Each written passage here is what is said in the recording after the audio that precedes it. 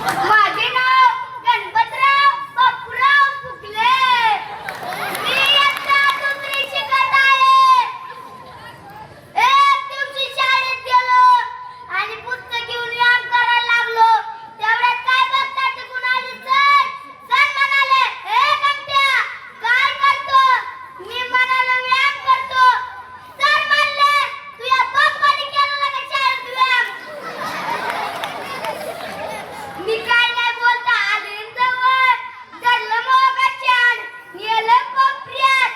इतकं आणलं पण हा गमतीला पक्का लल्लोच नाही. नीटचा करलं.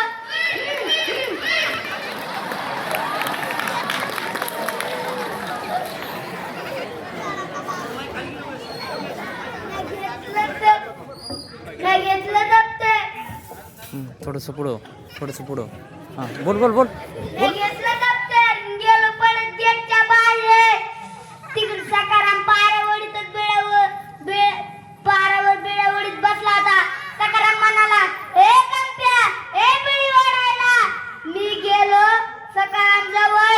घेतली बेळी लावली तोंडाला. तेवढ्यात काय बघता मागून धाड गणात बसली तोंडावर पडलो. तेवढं माग ओढून बघतो तर काय गावचे सरपंच म्हणाले, तू काय शाळा सोडून काय वेळावळीत बसला काय? आले ना जवळ. धरलं बोगाच्याड नेलं कोपऱ्यात. इतकं आणलं पण हा गंप्याला पक्का लल्लोच नाही. नीट टाकलो.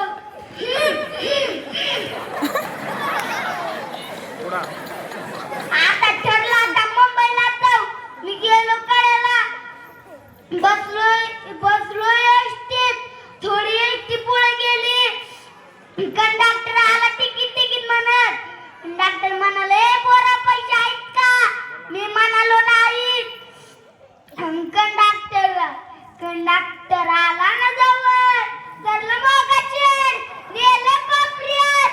इतकं आणलं पण हा गंप्याला पक्का लल्लोच नाही. नीट टाकलं.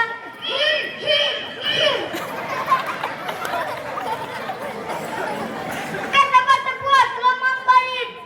बघतात का इकडं माणसं आता म्हणलं आता कोणाला तरी पत्ता विचारू. मला दिसते एक लांब केसावाली पोरगी. तिला म्हणाले, पोरे मांग ओढून बघते तर काय मिश्या. तर म्हणाले, ए तर काय पोरगी दिसलो काय? त्याचा मी काय नाही बोलता आला ना जवळ. धरलं मोगाचेड नेलं कोपऱ्यात. इतकं आणलं पण हा गंप्याला पक्का लल्लोच नाही. नीट टाकलं.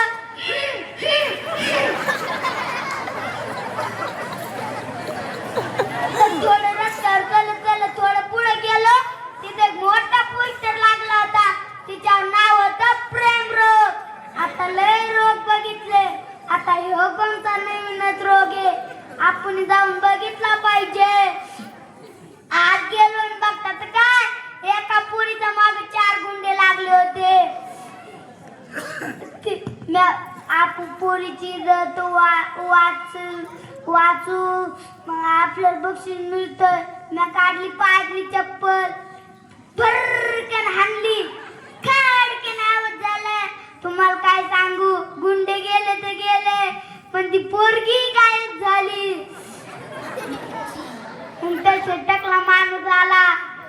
तो म्हणाला, कोणी हाणली चप्पल? मला वाटलं आपण पोरीची इज्जत वाचली आपल्याला बक्षीस मिळतं. म्या केला हातवर म्या मारली. आणि तसं मी काही नाही बोलता आले ना जवळ. धरलं बोगाचेड नेलं कोपऱ्यात. इतकं आणलं पण हा गंप्याला पक्का लल्लोच नाही. नीट टाकलं.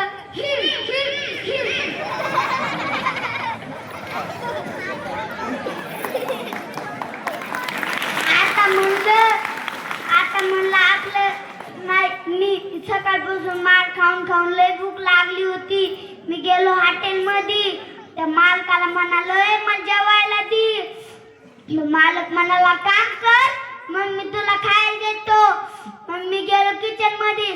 त्या किचनवरच्या माणसाने हातावर बशी बशीवर केप हातावर बशी बशीवर केप गेलं डोक्याच्या वर. मी गेलो डुलत डुलत डुलत एका टेबलाला धडकलो. चहा फुटली बशा सांडल्या. तसा मालक ओरडला धर्याला. आले ना जवळ धरलं मोगाच्यात नेलं कोपऱ्यात. इतकं आणलं पण हा गणप्यालय पक्का लल्लोच ना निस्ता करलो.